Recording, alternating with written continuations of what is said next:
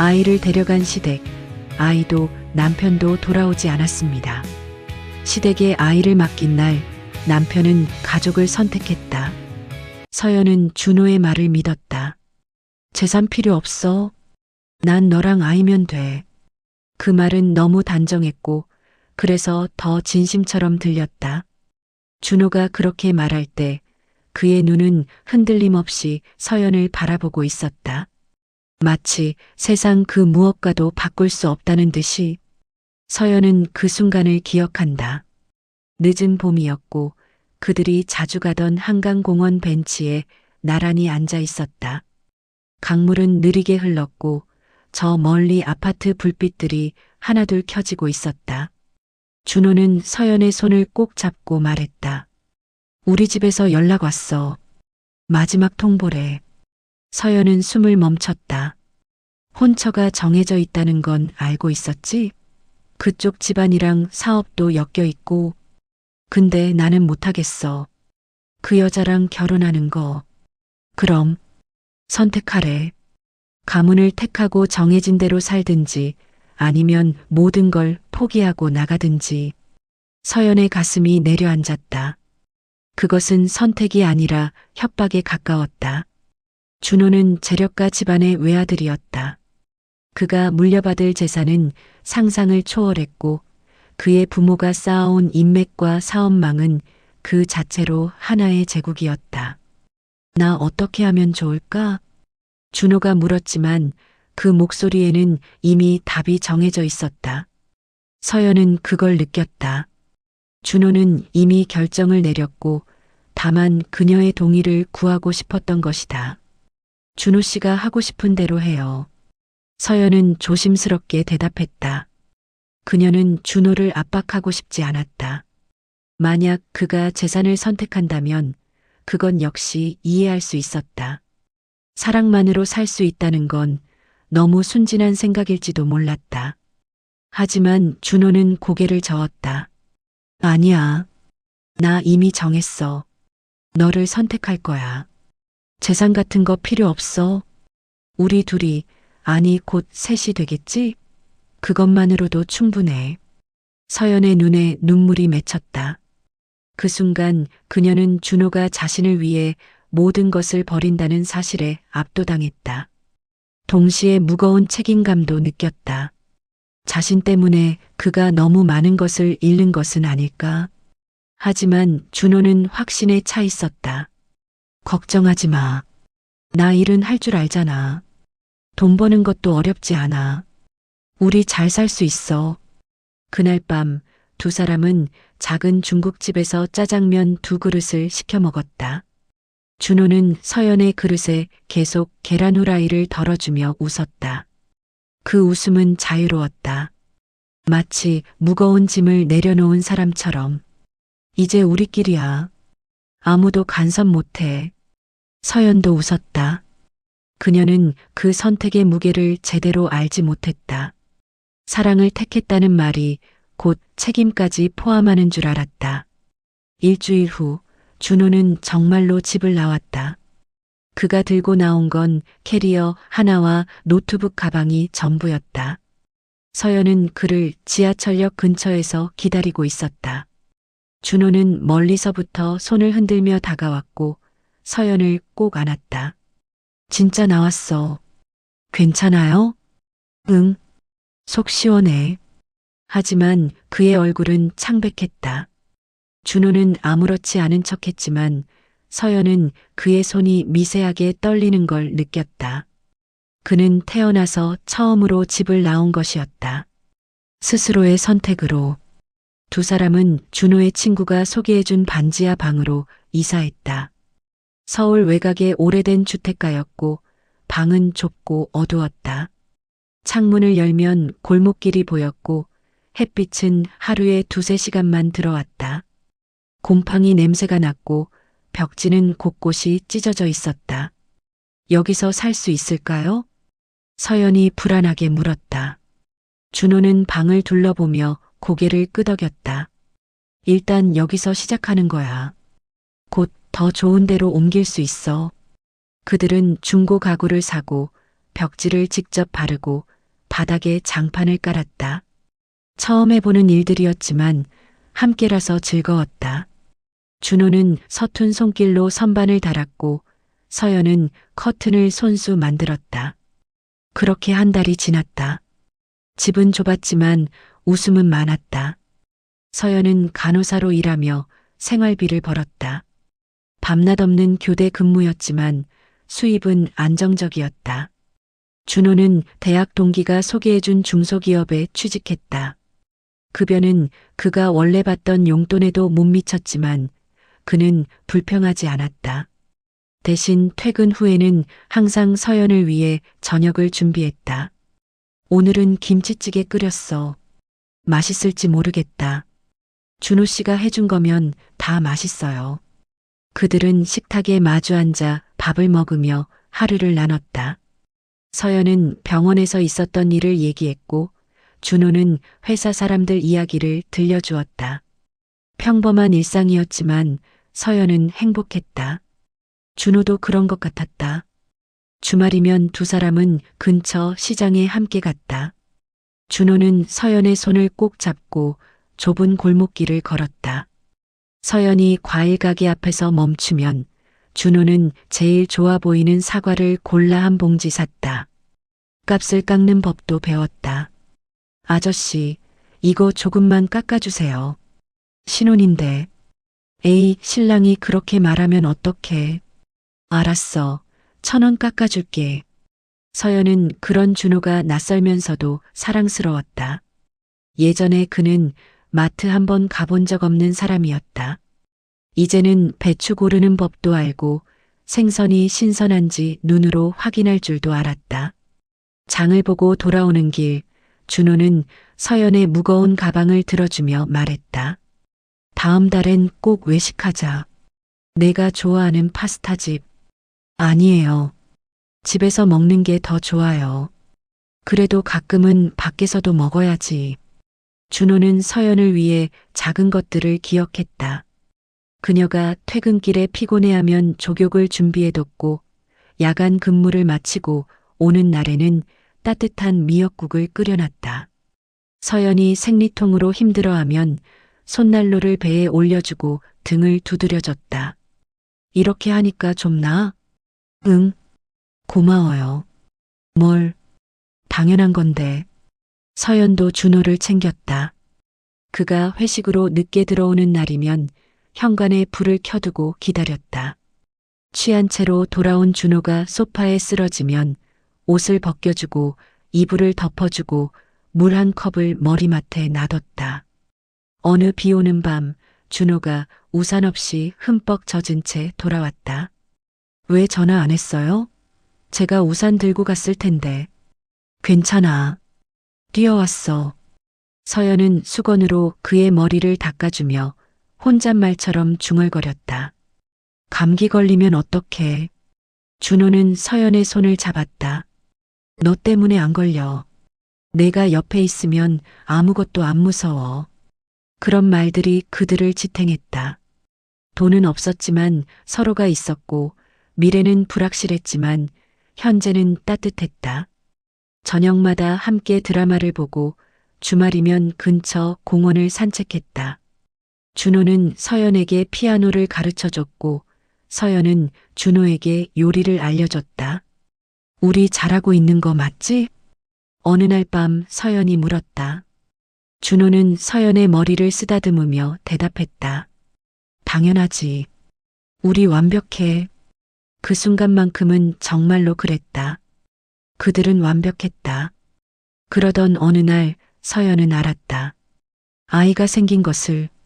임신 소식을 들었을 때 준호는 멍하니 서 있었다. 정말? 응. 병원에서 확인했어. 준호는 잠시 말을 잃었다. 그의 얼굴에는 기쁨과 두려움이 동시에 스쳤다. 그러다 천천히 서연을 안았다. 우리 아이, 아빠 될 준비 됐어요? 모르겠어. 근데 잘할 수 있을 것 같아. 너랑 같이니까. 서연은 그의 가슴에 얼굴을 묻었다. 준호의 심장 소리가 빠르게 뛰고 있었다. 그는 떨리고 있었다. 하지만 그의 품은 따뜻했다. 임신 기간 동안 준호는 헌신적이었다. 서연이 입덧으로 고생할 때는 밤새 등을 쓸어주었고 퇴근길에는 항상 그녀가 먹고 싶어 하는 과일을 사들고 왔다. 서연이 배가 불러올수록 준호의 눈빛은 더 부드러워졌다. 아들일까 딸일까? 상관없어요. 건강하기만 하면. 나는 딸이었으면 좋겠다. 너 닮은. 저는 아들이요. 준호 씨 닮은. 그들은 아직 태어나지 않은 아이에 대해 끝없이 이야기했다. 이름을 뭐라고 지을지, 어떤 사람으로 키울지, 어떤 꿈을 꾸게 할지. 그 모든 대화는 희망으로 가득했다. 그리고 드디어 그날이 왔다. 진통은 길고 고통스러웠다. 서연은 준호의 손을 꽉 쥐고 견뎠다. 준호는 분만실 밖에서 초조하게 기다렸다. 그리고 아이의 첫 울음소리가 들렸을 때 그는 눈물을 흘렸다. 남자아이예요. 간호사가 아이를 안고 나왔다. 작고 빨갛고 주먹을 꽉 쥔 채 울고 있는 생명. 준호는 조심스럽게 아이를 받아 안았다. 우리 아들. 아이를 처음 품에 안았을 때 서연은 확신했다. 힘들어도 괜찮다고. 이 가족은 진짜라고. 그들은 아이 이름을 지호라고 지었다. 지혜롭게 살라는 뜻이었다. 준호는 매일 밤 아이를 재우며 자장가를 불렀고 서연은 아이를 안고 창가에 서서 햇살을 쬐어주었다. 좁은 반지하 방은 아이의 울음소리와 웃음소리로 가득 찼다. 우리 진짜 가족이 됐네. 준호가 말했다. 서연은 고개를 끄덕였다. 그때만 해도 그들은 몰랐다. 가난이 사랑을 어떻게 시험하는지, 그리고 사랑을 선택했다는 말이 얼마나 쉽게 깨지는지. 출산 후 서연은 일을 그만두었다. 육아와 회복이 필요했다. 병원에서는 최소 3달은 쉬라고 했고 서연도 그럴 생각이었다. 지호는 잘 먹고 잘 자는 아이였지만 밤마다 2~3시간마다 깨서 울었다. 수유와 기저귀 가리, 트림시키기가 반복됐고 서연은 제대로 잠을 잘 수 없었다. 그 순간부터 모든 것이 달라졌다. 수입은 반토막이 났다. 서연의 월급이 사라지자 준호의 급여만으로는 생활비를 감당하기 어려웠다. 월세, 공과금, 분유가, 기저귀가. 돈은 물처럼 빠져나갔고 통장 잔고는 바닥을 보이기 시작했다. 준호의 표정은 점점 굳어갔다. 처음에는 괜찮은 척했다. 일시적인 거야. 곧 나아질 거야 하고 말했다. 하지만 시간이 지날수록 그의 얼굴에는 피로가 쌓여갔다. 출근할 때는 웃으며 나갔지만 퇴근해서 돌아올 때는 어깨가 처져 있었다. 오늘 회사에서 무슨 일 있었어요? 서연이 물었다. 준호는 고개를 저었다. 아니, 아무것도. 그냥 좀 피곤해서. 하지만 서연은 알고 있었다. 준호는 회사에서 승진 기회를 놓쳤다. 야근을 해야 하는 프로젝트였는데 집에 갓난아기가 있다는 이유로 팀장이 다른 직원을 선택했다. 준호는 아무 말도 하지 않았지만 그날 밤 술 냄새를 풍기며 돌아왔다. 당분간만 버티자. 준호가 말했다. 하지만 그 말은 위로가 아니라 변명처럼 들렸다. 경제적 압박은 일상의 모든 것을 바꿨다. 예전에는 마트에서 필요한 것을 고민 없이 샀다면 이제는 가격표를 일일이 확인했다. 과일은 사치가 됐고 고기는 한 달에 한 번만 먹었다. 서연은 할인 전단지를 모았고 새벽 할인 시간에 맞춰 마트에 갔다. 준호는 점심을 굶기 시작했다. 회사 식당비를 아끼기 위해서였다. 대신 편의점에서 삼각김밥 하나로 때웠다. 서연이 도시락을 싸주겠다고 했지만 준호는 고개를 저었다. 너도 지호 돌보느라 힘든데 그냥 밖에서 먹을게. 하지만 서연은 알았다. 준호의 주머니에는 항상 영수증이 구겨져 있었다. 1,000원짜리 김밥, 2,000원짜리 컵라면. 그는 자신을 희생하고 있었다. 야근이 늘었다. 처음에는 일주일에 한두 번이었다. 그러다 사흘에 한 번, 나중에는 거의 매일이 됐다. 준호는 늦은 밤 11시, 12시가 넘어서야 집에 돌아왔다. 현관문을 열면 서연이 소파에서 졸고 있었고 지호는 작은 요람에서 잠들어 있었다. 왜 안 자고 기다려? 당신 밥은 먹었어요? 회사에서 먹었어. 거짓말이었다. 준호는 또 편의점 도시락으로 끼니를 때웠다. 서연은 전자레인지에 남은 반찬을 데웠지만 준호는 몇 숟가락 먹지 못하고 포크를 내려놨다. 입맛이 없네. 많이 힘들죠? 아니야. 괜찮아. 하지만 그의 눈 밑에는 다크서클이 짙게 깔려 있었다. 체중도 눈에 띄게 줄었다. 서연은 그의 손을 잡았다. 준호의 손은 거칠어져 있었다. 예전의 부드러운 손이 아니었다. 말수가 줄었다. 예전에는 퇴근하면 하루 종일 있었던 일을 신나게 얘기하던 준호였다. 이제는 집에 오자마자 소파에 쓰러져 눈을 감았다. 서연이 말을 걸면 짧게 대답하고 이내 잠들어 버렸다. 대화는 사라졌고 침묵이 그 자리를 채웠다.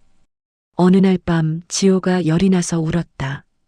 서연은 당황해서 준호를 깨웠다. 여보, 지호가 열이 너무 높아요. 병원 가야 할 것 같아요. 준호는 힘겹게 눈을 떴다. 지금 몇 시인데? 새벽 2시요.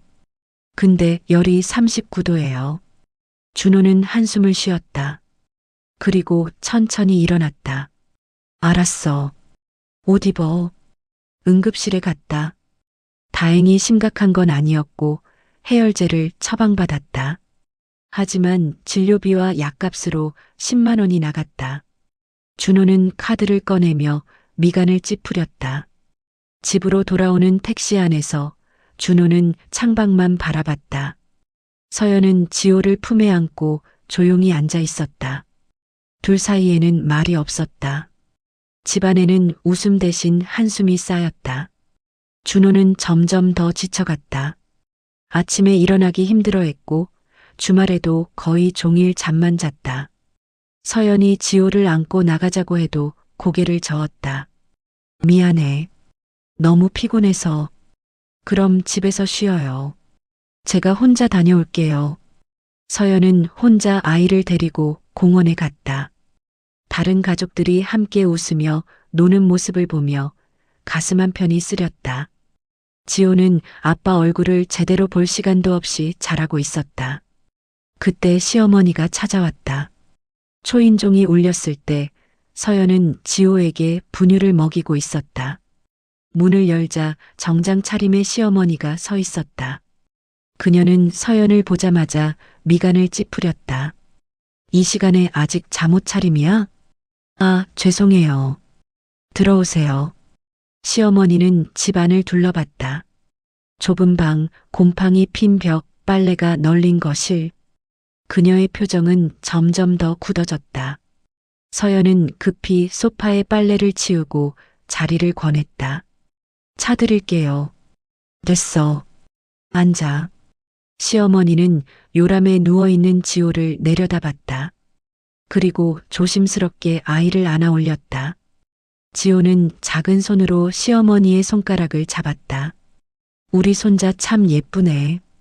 그녀의 목소리는 부드러웠다. 하지만 이내 표정이 차갑게 변했다. 근데 이런 환경에서 애를 키우는 건 애한테 죄야. 서연의 가슴이 철렁 내려앉았다. 저희가 최선을 다하고 있어요. 최선? 이게 최선이야?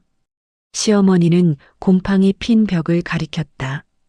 이런 데서 아이가 건강하게 자랄 수 있을 것 같아? 햇빛도 안 들고 습하고. 게다가 넌 제대로 먹지도 못하는 것 같던데. 모유 수유는 제대로 하고 있어? 분유로 먹이고 있어요. 왜? 모유가 안 나와? 서연은 대답하지 못했다. 사실이었다. 스트레스와 영양 부족으로 모유가 제대로 나오지 않았다. 의사는 영양제를 먹으라고 했지만 그것조차 사치였다. 시어머니는 한숨을 쉬었다. 내가 제안할게.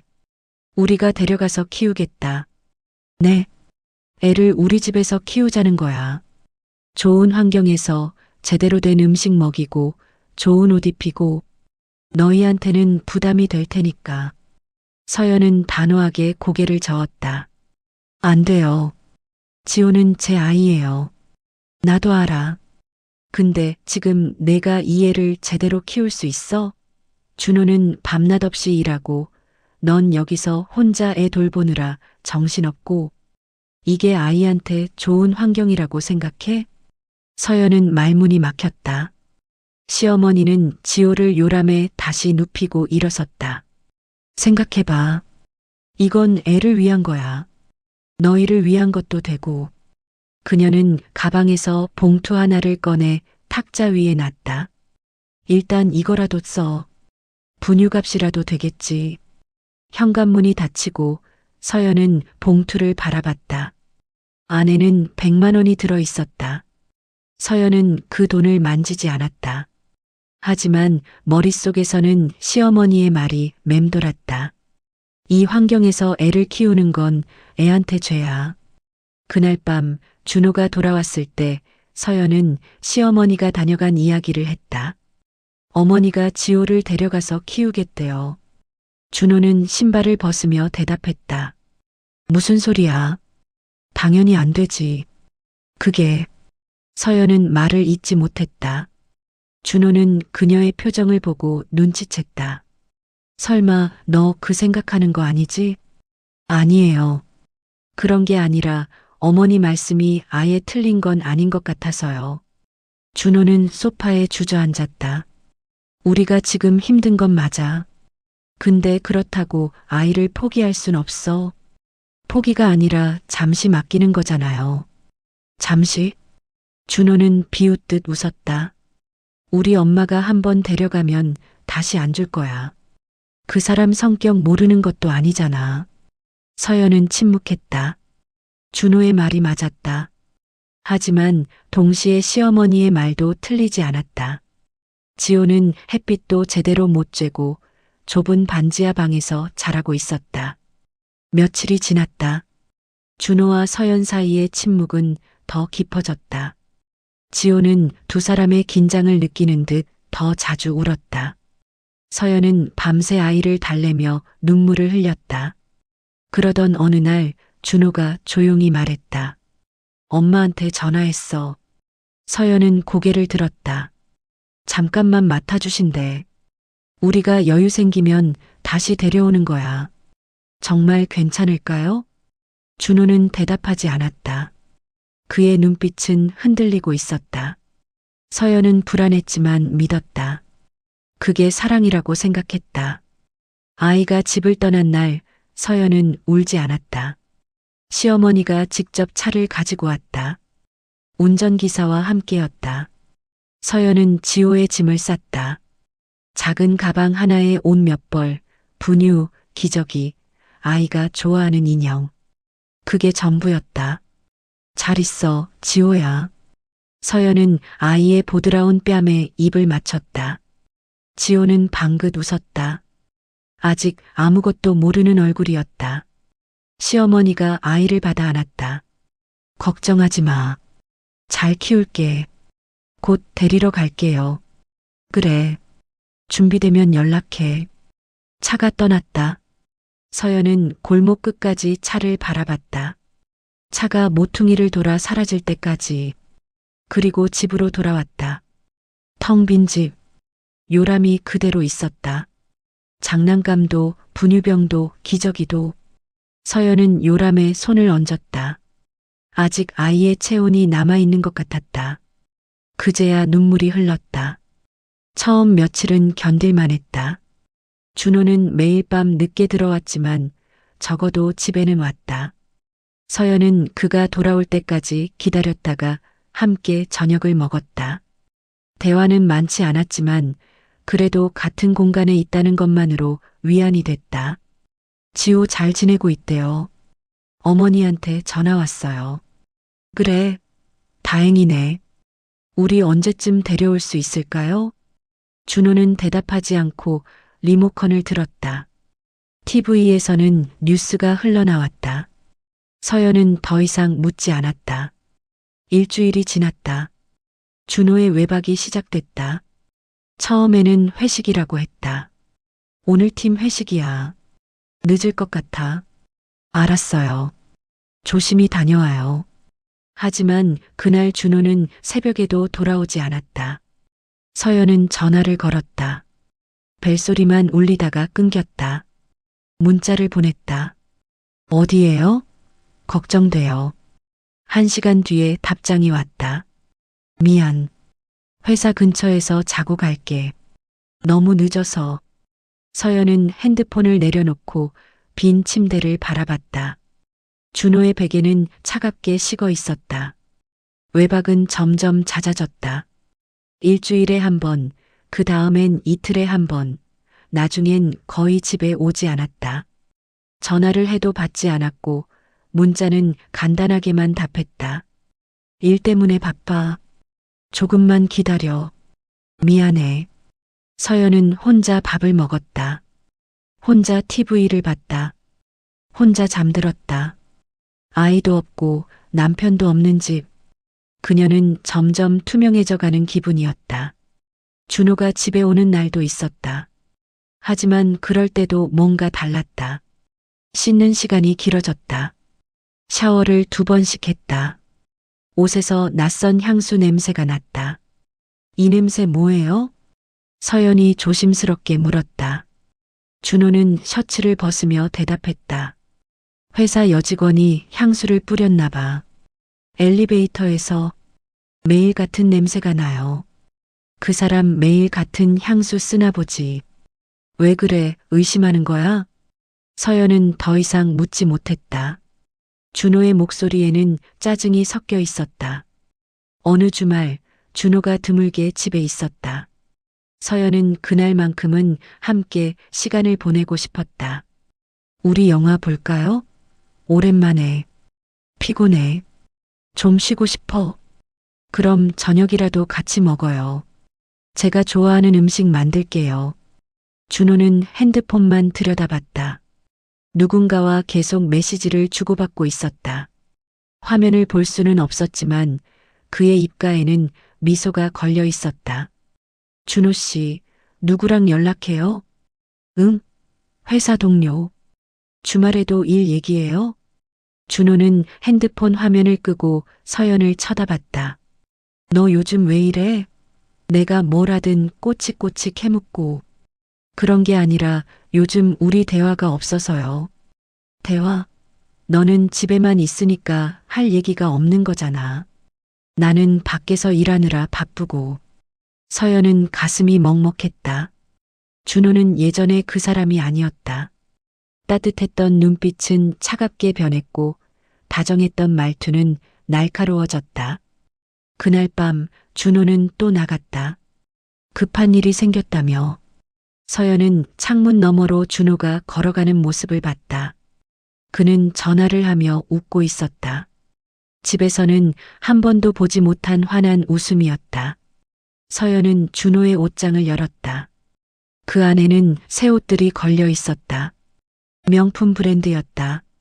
넥타이도 구두도 전부 새 것이었다. 준호의 월급으로는 살 수 없는 것들이었다. 가문으로 돌아갔나? 서연의 머릿속에 불길한 생각이 스쳤다. 하지만 그녀는 그 생각을 밀어냈다. 준호를 믿고 싶었다. 그가 자신을 배신할 리 없다고 믿고 싶었다. 다음 날 서연은 준호의 회사 근처에 갔다. 퇴근 시간에 맞춰서 멀리서 지켜봤다. 준호가 나왔다. 그런데 혼자가 아니었다. 정장을 입은 여자가 함께 있었다. 그녀는 준호의 팔에 손을 얹으며 무언가를 말했다. 준호는 고개를 끄덕이며 웃었다. 두 사람은 택시를 탔다. 서연은 그 자리에서 얼어붙었다. 집으로 돌아오는 길 그녀는 아무 생각도 할 수 없었다. 머릿속이 하얗게 비어버렸다. 집에 도착해서도 한참을 멍하니 앉아 있었다. 밤 11시 준호에게서 문자가 왔다. 오늘도 회사에서 잘게. 미안. 서연은 답장을 보내지 않았다. 그냥 핸드폰을 내려놓고 천장을 바라봤다. 눈물이 흘렀지만 소리내어 울지는 않았다. 어느 날 밤 서연은 참지 못하고 준호의 회사로 전화를 걸었다. 당직 직원이 받았다. 네, 여보세요? 저 혹시 박준호 씨 있나요? 박준호 씨요? 지금 퇴근하셨는데요. 6시쯤? 서연은 시계를 봤다. 밤 11시였다. 아, 네. 감사합니다. 전화를 끊고 서연은 멍하니 앉아 있었다. 6시에 퇴근했다면 지금까지 어디 있었던 걸까? 다음 날 서연은 준호에게 물었다. 어제 몇 시에 퇴근했어요? 준호는 잠깐 멈칫했다. 왜? 그냥 궁금해서요. 10시쯤? 회사에 전화했어요. 6시에 퇴근하셨다던데요. 준호의 표정이 굳었다. 그리고 짜증 섞인 목소리로 말했다. 내가 어디 있었는지 일일이 확인해야 돼? 친구들 만나고 왔어. 안 되는 거야? 아니, 그게 아니라. 요즘 너무 예민한 거 아냐? 애 없다고 할 일이 없으니까 나한테만 집착하고. 서연은 말문이 막혔다. 준호는 짐을 챙겨 들고 다시 나가버렸다. 문이 쾅 닫히는 소리가 울렸다. 서연은 그 자리에 주저앉았다. 불안은 커져갔지만 서연은 스스로를 탓했다. 내가 너무 의심하는 건가? 힘든 건 나만이 아니잖아. 준호도 힘들 텐데. 지호만 돌아오면 다 괜찮아질 거야. 그녀는 준호를 믿으려고 애썼다. 매일 밤 그가 돌아오기를 기다렸다. 지호 방을 정리하지 못한 채 아이의 장난감 하나, 양말 하나를 보며 눈물을 흘렸다. 어느 날 시어머니에게 전화를 걸었다. 어머니, 지호 어떻게 지내요? 잘 지내지. 밥도 잘 먹고 잠도 잘 자고. 제가 한번 보러 가도 될까요? 전화기 너머로 짧은 침묵이 흘렀다. 글쎄, 애가 이제 막 적응했는데 내가 오면 혼란스러워 할 것 같은데. 그래도 얼굴만이라도 조금만 더 기다려. 완전히 적응하면 그때 와. 전화가 끊겼다. 서연은 핸드폰을 꽉 쥐었다. 손이 떨렸다. 한 달이 지났다. 서연은 더 이상 참을 수 없었다. 시어머니에게 연락도 하지 않고 그냥 시댁으로 향했다. 지호가 보고 싶었다. 아이를 한 번이라도 안아보고 싶었다. 버스를 2번 갈아타고 1시간을 걸어 도착한 곳. 높은 담장과 넓은 정원이 있는 저택이었다. 서연은 인터폰을 눌렀다. 누구세요? 저 서연이에요. 지호 엄마요. 잠시 후 대문이 열렸다. 현관에 들어섰을 때 서연은 그 광경을 보았다. 넓은 거실, 고급스러운 가구들, 그리고 소파에 앉아있는 준호. 하지만 준호는 혼자가 아니었다. 옆에는 정장을 입은 여자가 앉아 있었다. 단정한 머리, 우아한 자세. 그녀는 서연을 보자 놀란 듯 일어났다. 그리고 그 여자의 무릎에는 지호가 앉아 있었다. 서연의 아이가. 서연의 세상이 멈췄다. 이게 무슨 일이야? 목소리가 떨렸다. 준호는 고개를 들지 못했다. 여자는 어색하게 미소 지으며 지호를 안아 올렸다. 안녕하세요. 저는. 누구세요? 서연의 목소리가 날카로웠다. 그때 시어머니가 계단을 내려왔다. 왔구나. 어머니, 이게 대체 무슨 상황이에요? 시어머니는 차갑게 말했다. 보면 모르겠니? 준호는 집으로 돌아왔어. 그리고 제대로 된 결혼 준비를 하고 있고. 결혼? 우리 결혼했잖아요. 혼인신고는 안 했잖아. 서연은 숨이 막혔다. 맞았다. 그들은 혼인신고를 하지 않았다. 준호가 가족과 완전히 결별한 상황에서 신고를 미뤘고 아이가 생기면서 더욱 미뤄졌다. 준호 씨.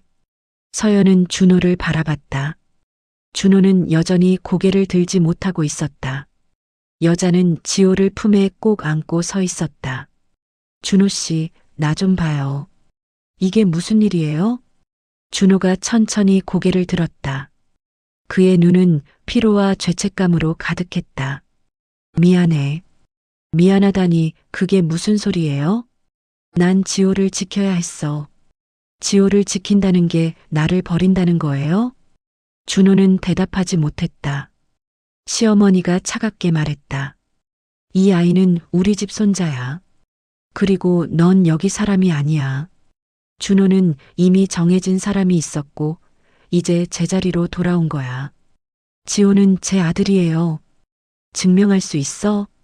혼인신고도 안 했고 출생신고도 우리가 했는데? 서연은 비틀거렸다. 출생신고. 그들은 출생신고를 미뤘다. 시어머니가 대신 해주겠다고 했고 서연은 그 말을 믿었다. 이건 너무해요. 시어머니는 집사에게 손짓했다. 손님 모셔드려. 어머니, 다음부터는 함부로 찾아오지 마. 경비에게 얘기해 둘 테니까. 서연은 집사에게 이끌려 현관으로 나왔다. 뒤돌아보니 여자가 지호를 안고 서 있었다. 지호는 그녀의 품에서 방긋 웃고 있었다. 대문이 닫혔다. 서연은 그 자리에 서서 멍하니 대문을 바라봤다. 높은 담장 너머로 아무것도 보이지 않았다. 그녀는 천천히 걸음을 옮겼다. 한 발 한 발. 골목을 빠져나와 큰 길로 나왔다. 차들이 빠르게 지나갔다. 사람들이 바쁘게 걸어갔다. 세상은 아무 일 없다는 듯 흘러가고 있었다. 서연은 버스 정류장 벤치에 앉았다. 그리고 그제야 울음이 터졌다. 사랑을 선택했다던 남자는 아이만 데리고 가문을 선택해 있었다. 서연은 모든 것을 잃었다. 서연은 모든 걸 잃었다. 아이도 남편도 가정도. 시댁에서 쫓겨난 후 그녀는 사흘 동안 집 밖으로 나가지 못했다. 침대에 누워 천장만 바라봤다. 먹지도 씻지도 않았다. 핸드폰은 꺼뒀다. 세상과 단절되고 싶었다. 나흘째 되는 날 집주인이 문을 두드렸다. 거기 계세요? 월세가 2달째 밀렸는데요. 서연은 일어나 문을 열었다. 집주인은 그녀의 모습을 보고 놀란 표정을 지었다. 괜찮으세요? 얼굴이. 죄송해요. 곧 드릴게요. 이번 주까지는 주셔야 해요. 안 그러면 계약 해지하겠습니다. 문이 닫혔다. 서연은 통장을 확인했다. 잔고는 30만 원. 월세는 50만 원이었다. 준호가 생활비를 보내주지 않은 지 2달이 지났다. 서연은 준호에게 전화를 걸었다. 벨소리만 길게 울렸다. 문자를 보냈다. 월세 밀렸어요. 도와주세요. 1시간 뒤 답장이 왔다. 미안. 나도 지금 여유가 없어. 서연은 핸드폰을 벽에 던졌다. 화면이 깨지며 금이 갔다. 그녀는 그 자리에 주저앉아 울었다. 소리내어 목이 쉬도록. 하지만 서연은 무너지지 않았다.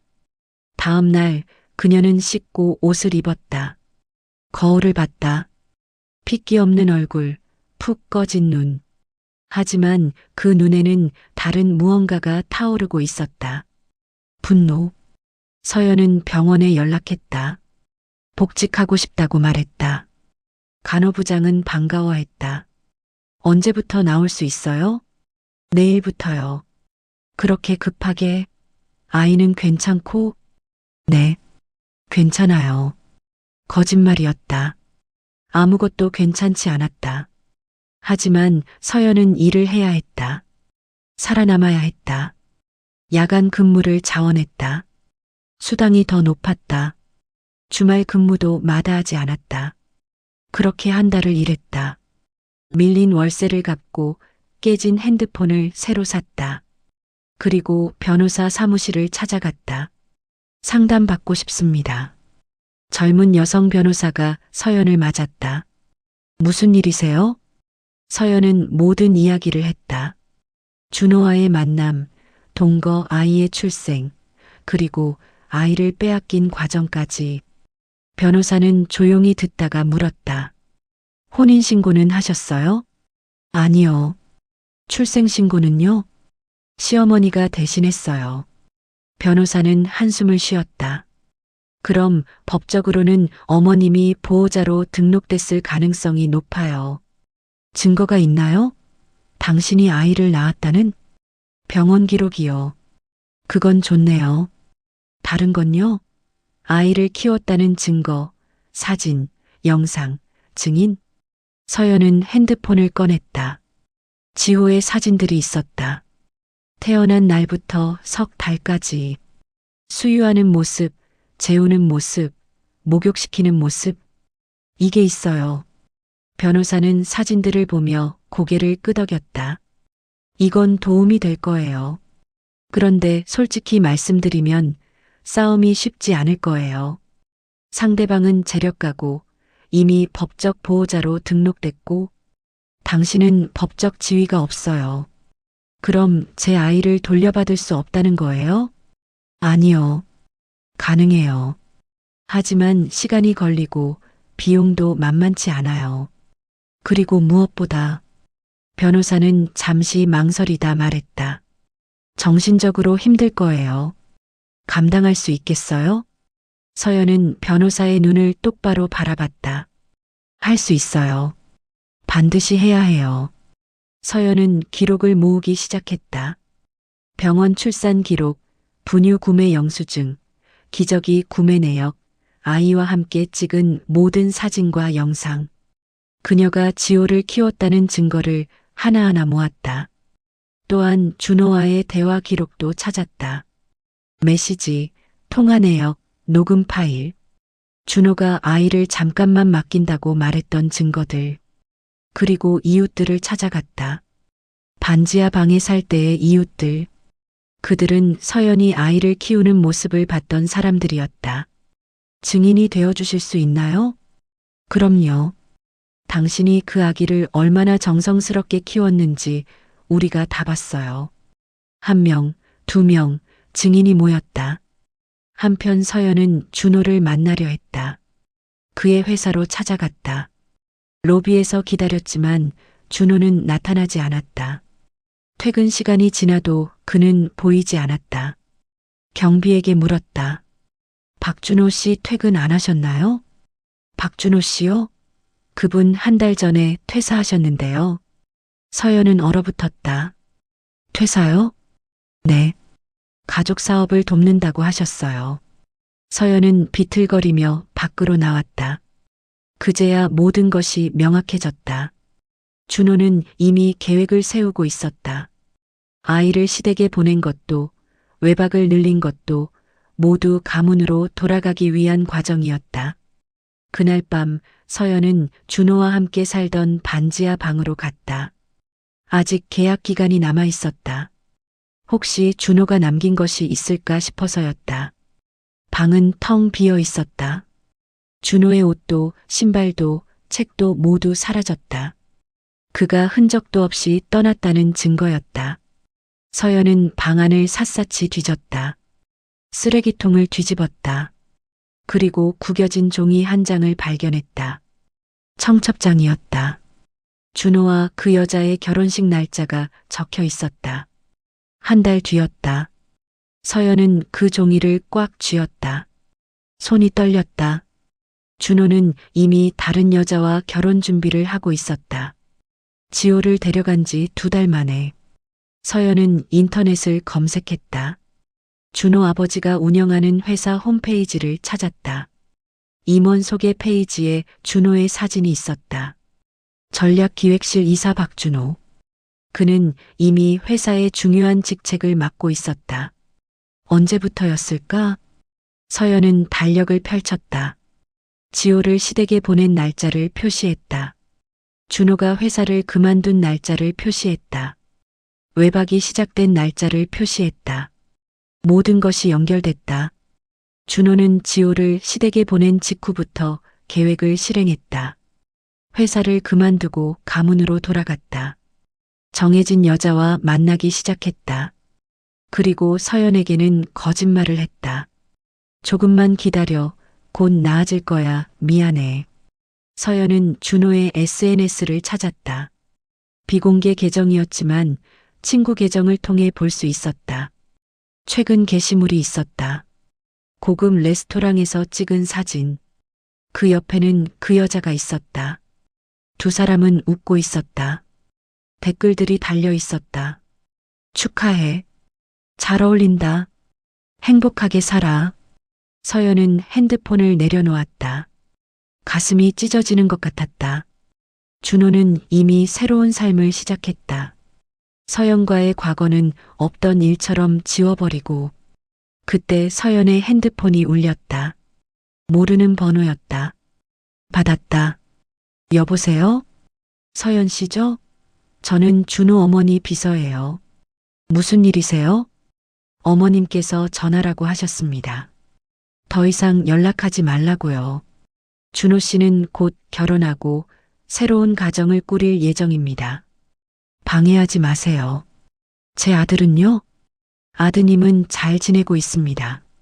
걱정하지 마세요. 걱정하지 말라고요? 제가 엄마인데요. 법적으로는 아니십니다. 더 연락하시면 법적 조치를 취하겠습니다. 전화가 끊겼다. 서연은 벽에 기대 주저앉았다. 분노가 치밀어 올랐다. 하지만 동시에 결심도 굳어졌다. 절대 포기하지 않겠어. 그녀는 일어나 책상 앞에 앉았다. 노트를 펼쳤다. 그리고 하나하나 정리하기 시작했다. 준호의 거짓말, 시어머니의 협박, 법적 문제점들. 그녀는 모든 것을 기록했다. 이건 전쟁이었다. 그리고 서연은 질 생각이 없었다. 서연은 시댁으로 다시 갔다. 이번엔 인터폰을 누르지 않고 대문 앞에서 소리쳤다. 준호 씨, 나와요. 이야기 좀 해요. 경비가 나왔다. 여기서 소란 피우시면 경찰 부릅니다. 제 아들 돌려주세요. 제 아들. 대문은 열리지 않았다. 서연은 1시간 동안 그 자리에 서 있었다. 지나가는 사람들이 쳐다봤지만 그녀는 신경 쓰지 않았다. 마침내 대문이 열렸다. 준호가 나왔다. 서연아, 왜 이래요? 왜 이렇게까지 해요? 준호는 고개를 숙였다. 미안해. 미안하다고요? 그게 끝이에요? 난 지호를 지켜야 했어. 지호를 지킨다는 게 저를 버린다는 거예요? 우리 가족을 버린다는 거예요? 준호는 대답하지 못했다. 서연은 그의 멱살을 잡았다. 당신 사랑을 선택했다고 했잖아요. 재산 필요 없다고 했잖아요. 거짓말이었어요? 그때는 진심이었어. 그때는? 지금은 현실이 달라. 아이를 위해서라도 안정적인 환경이 필요하고. 서연은 그의 멱살을 놓았다. 거짓말하지 마세요. 아이를 위한 게 아니잖아요. 당신을 위한 거잖아요. 준호는 고개를 들지 못했다. 인정하세요. 당신은 편한 삶을 선택한 거예요. 사랑보다 돈을 선택한 거예요. 그게 아니야. 그럼 뭐예요? 설명해봐요. 준호는 입술을 깨물었다. 그리고 작은 목소리로 말했다. 난 그렇게까지 강한 사람이 아니었어. 미안해. 서연은 웃었다. 차갑게. 당신 정말 비겁하네요. 그녀는 돌아섰다. 준호가 그녀의 팔을 잡았다. 서연아, 제발. 손 떼요. 지호는 잘 키울게. 좋은 환경에서 좋은 교육받게 할게. 서연은 준호의 손을 뿌리쳤다. 지호는 제 아들이에요. 당신이 키우는 게 아니라 제가 키울 거예요. 법적으로도 제가 엄마예요. 곧 증명할 거예요. 서연은 걸어갔다. 준호는 그 자리에 서서 그녀의 뒷모습을 바라봤다. 시어머니는 서연을 비웃었다. 변호사를 통해 면담 요청이 왔을 때 그녀는 직접 만나겠다고 했다. 고급 카페에서 만났다. 시어머니는 명품 핸드백을 옆에 두고 여유롭게 커피를 마셨다. 무슨 일로 날 만나자는 거야? 지호를 돌려주세요. 안 돼. 법적으로 싸우겠어요. 시어머니는 비웃었다. 법적으로? 돈으로 이길 수 있을 줄 알아? 우리가 얼마나 좋은 변호사를 쓸 수 있는지 알아? 제가 지호를 낳았어요. 키웠어요. 증거도 있어요. 그래서 혼인신고도 안 했고 출생신고도 우리가 했는데 법적으로는 우리가 유리해. 서연은 주먹을 꽉 쥐었다. 왜 이렇게까지 하세요? 손자가 중요한 거예요? 아니면 체면이 중요한 거예요? 둘 다야. 시어머니는 차갑게 말했다. 우리 집안의 손자는 제대로 된 환경에서 자라야 해. 너 같은 집안 출신 여자가 키울 수 있는 게 아니야. 저는 지호 엄마예요. 넌 그냥 낳기만 한 거야. 엄마는 키우는 사람이 되는 거야. 서연은 일어섰다. 법정에서 봐요. 시어머니는 웃었다. 그래, 해봐. 넌 이길 수 없을 거야. 서연은 카페를 나왔다.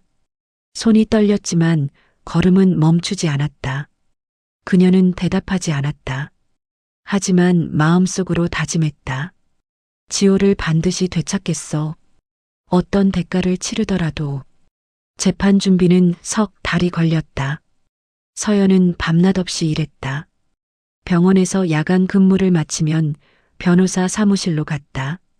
증거를 정리하고 진술서를 작성하고 증인들과 연락했다. 잠은 하루에 서너 시간만 잤다. 너무 무리하시는 거 아니에요? 변호사가 걱정스러운 표정으로 물었다. 서연은 고개를 저었다. 괜찮아요. 이 정도는 할 수 있어요. 건강 챙기세요. 재판에서 이기려면 당신이 건강해야 해요. 알아요. 하지만 서연은 멈출 수 없었다.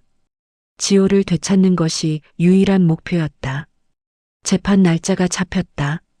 서연은 법정에 섰다.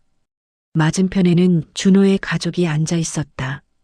시어머니는 명품 정장을 입고 당당하게 앉아 있었고 준호는 그 옆에서 고개를 숙이고 있었다. 그 옆에는 그 여자도 있었다. 재판은 조용히 시작됐다. 서연의 변호사가 먼저 입을 열었다. 병원 출산 기록, 양육 사진, 이웃 증언.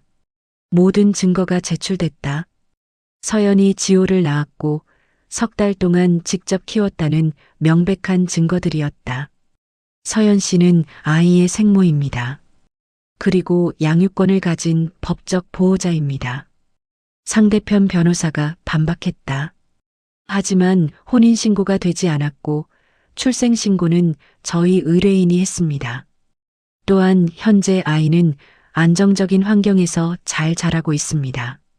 안정적인 환경이라는 게 생모로부터 강제로 분리된 환경을 의미합니까? 서연의 변호사가 날카롭게 물었다. 저희는 아이의 복리를 위해 최선의 선택을 했습니다. 아이 엄마의 동의 없이요? 법정은 긴장감으로 가득 찼다. 판사가 서연을 불렀다. 증인 진술하세요. 서연은 일어섰다. 손이 떨렸지만 목소리는 또렷했다. 저는 지호를 낳았습니다. 밤새 진통을 겪으며 낳았습니다. 그리고 석 달 동안 매일 밤 두세 시간마다 깨서 수유하고 기저귀를 갈고 아이를 돌봤습니다. 서연은 시어머니를 바라봤다. 잠깐만 맡긴다는 말에 속았습니다. 곧 데려온다는 말을 믿었습니다. 하지만 그들은 처음부터 아이를 돌려줄 생각이 없었습니다. 시어머니의 얼굴이 굳었다. 저는 제 아들을 되찾고 싶습니다. 그게 제가 여기 선 이유입니다. 재판정은 조용했다. 판사는 서연을 바라보다가 고개를 끄덕였다. 앉으세요. 다음은 준호가 증인석에 섰다. 그는 고개를 들지 못하고 작은 목소리로 말했다. 저는 잘못했습니다. 서연을 배신했습니다. 판사가 물었다. 아이를 시댁에 보낸 이유가 무엇입니까? 경제적으로 힘들었습니다. 어머니가 도와주겠다고 해서. 그런데 왜 돌려주지 않았습니까? 준호는 대답하지 못했다. 한참을 침묵하다가 말했다. 집안에 압력이 있었습니다. 그리고 저도 편한 삶을 선택했습니다. 법정이 술렁였다. 증인은 현재 가문으로 돌아갔고 다른 여성과 결혼을 앞두고 있다는 게 맞습니까? 네. 그럼 처음부터 서연 씨를 떠날 계획이었습니까? 준호는 고개를 숙였다. 명확한 계획은 아니었지만 그렇게 된 것 같습니다. 서연은 준호를 바라봤다. 분노도 슬픔도 없었다. 그저 낯선 사람을 보는 기분이었다. 재판은 한 달 뒤 결과가 나왔다. 판사는 판결문을 읽었다. 본 법원은 다음과 같이 판결한다. 아이를 데려간 과정은 생모의 명확한 동의 없는 강제분리로 판단된다. 또한 피고 측이 제시한 아이의 복리라는 명분은 생모의 양육권을 침해할 정당한 사유가 되지 못한다. 시어머니의 얼굴이 창백해졌다. 따라서 양육권은 원고 서연에게 있으며 피고는 즉시 아이를 인도하라. 또한 원고가 아이를 양육하는 동안 발생한 정신적 피해에 대해 위자료 3천만 원을 지급하라. 망치 소리가 울렸다. 서연은 그 자리에 서서 천천히 숨을 내쉬었다. 이겼다. 드디어 이겼다. 재판이 끝나고 시어머니가 다가왔다. 그녀의 표정은 처음으로 흔들리고 있었다. 항소할 거야. 서연은 그녀를 똑바로 바라봤다. 하세요. 다시 이길 자신 있어요. 넌 지금까지 제가 얼마나 준비했는지 아세요? 이건 시작일 뿐이에요. 항소하면 더 많은 증거를 제출할 거예요. 언론도 알릴 거고요. 시어머니는 입술을 깨물었다. 명문가의 체면을 생각해서라도 이제 그만하세요. 서연은 돌아섰다. 더 이상 할 말이 없었다. 항소는 제기됐지만 한 달 만에 기각됐다. 증거는 명확했고 법은 생모의 편이었다. 준호의 집안은 결국 굴복할 수밖에 없었다. 게다가 언론이 이 사건을 다루기 시작했다. 재벌가 손자 강제로 빼앗아 생모 양육권 무시한 명문가의 오만. 기사가 쏟아졌다.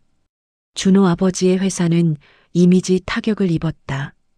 주가가 떨어졌고 예정됐던 대형 사업 계약이 무산됐다. 파트너 회사에서 먼저 손을 뗐다. 시어머니는 처음으로 서연에게 전화를 걸었다. 만나자. 싫어요.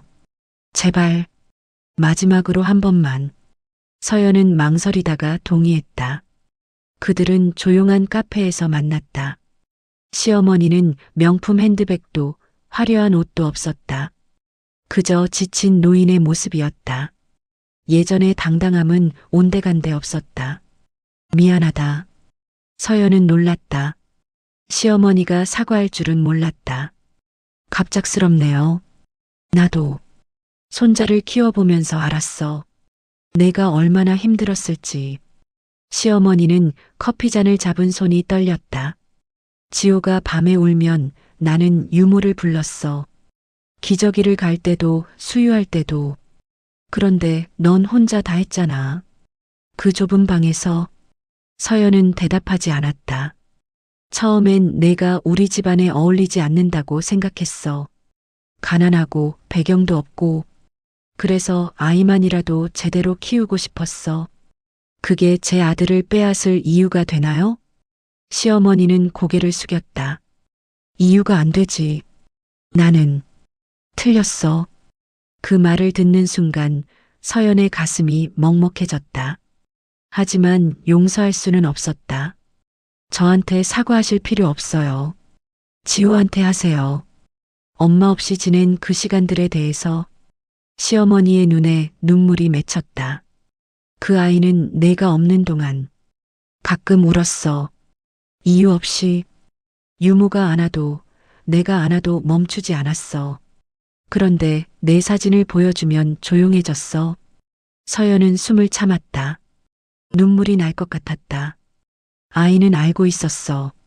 엄마가 누군지. 그런데도 돌려주지 않으셨잖아요. 그래. 내 고집 때문이었어. 내가 틀렸다는 걸 인정하기 싫었어. 시어머니는 핸드백에서 봉투 하나를 꺼냈다. 이건 지호가 우리 집에 있는 동안 찍은 사진들이야. 내가 가져. 아이의 성장 과정이니까. 서연은 봉투를 받았다. 안에는 수십 장의 사진이 들어 있었다. 웃고 있는 지호, 잠든 지호, 밥 먹는 지호. 서연이 보지 못한 순간들이었다. 고맙지만 이걸로 용서받으려는 건 아니시죠? 아니, 용서는 바라지 않아. 그럴 자격도 없어. 시어머니는 한참을 망설이다가 물었다. 지호를 가끔 볼 수는 있을까? 서연은 잠시 생각했다. 분노는 여전했지만 지호에게는 할머니가 있다는 사실도 부정할 수 없었다. 지호가 크면 아이가 원할 때 결정하게 할게요. 제가 결정할 일이 아니에요. 그것만으로도 고맙다. 고마워할 일이 아니에요. 당연한 거예요. 저는 제 감정으로 아이의 권리를 빼앗고 싶지 않아요. 시어머니는 그 말에 고개를 들었다. 서연의 눈빛은 흔들림이 없었다. 너는 나보다 훨씬 나은 사람이구나. 아니에요. 저는 그냥 엄마일 뿐이에요. 서연은 일어섰다. 더 이상 할 말이 없었다. 그만 가볼게요. 서연아. 시어머니가 그녀를 불렀다. 지호를 잘 부탁해. 서연은 고개를 끄덕이고 카페를 나왔다. 밖은 따뜻한 봄날이었다. 아이를 데리러 가던 날 서연은 똑같은 대문 앞에 섰다. 이번엔 법원 집행관과 함께였다. 대문이 열렸다. 시어머니가 지호를 안고 서 있었다. 아이는 훌쩍 자라 있었다. 걸음마도 하고 옹알이도 더 많이 하는 모습이었다. 지호야. 서연이 부르자 아이가 고개를 돌렸다. 낯선 듯 서연을 바라봤다. 가슴이 찢어지는 것 같았다. 하지만 서연은 웃으며 손을 내밀었다. 엄마야. 엄마 왔어. 지호는 잠시 서연을 바라보다가 손을 뻗었다. 서연은 아이를 안아 올렸다. 따뜻한 체온이 느껴졌다. 아이는 서연의 목에 팔을 감았다. 엄마. 희미하게 들리는 소리. 지호가 처음으로 말했다. 서연의 눈에 눈물이 맺혔다. 그래, 엄마야. 엄마가 데리러 왔어. 시어머니는 그 모습을 지켜보다가 고개를 돌렸다. 그녀의 눈에도 눈물이 있었다. 서연은 시어머니를 보며 말했다. 이제 선택은 제가 합니다. 그리고 돌아서 걸었다. 지호를 꼭 안고 대문을 나섰다. 다시는 뒤돌아보지 않았다. 햇살이 따뜻했다. 서연은 지호에게 속삭였다. 우리 이제 집에 가자. 엄마랑.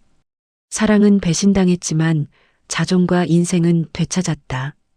서연은 다시 일을 시작했다. 병원은 그녀를 환영했다. 지호는 어린이집에 다니기 시작했다. 작은 원룸이었지만 두 사람에게는 충분했다. 저녁이면 서연은 지호와 함께 밥을 먹었다. 아이가 장난감을 가지고 놀 때 서연은 옆에서 책을 읽었다. 평범한 일상이었지만 이보다 소중한 것은 없었다. 어느 날 지호가 물었다. 아빠는? 서연은 잠시 망설이다가 대답했다. 아빠는 다른 데 있어. 왜? 어른들의 사정이 있어서. 넌 나중에 크면 이해할 거야. 지호는 고개를 끄덕이고 다시 장난감을 가지고 놀았다. 서연은 아이의 머리를 쓰다듬었다. 그날 이후 서연은 다시는 묻지 않았다. 왜 나를 선택하지 않았냐고. 대신 스스로에게 말했다. 나는 나를 선택했다. 그리고 그것으로 충분했다.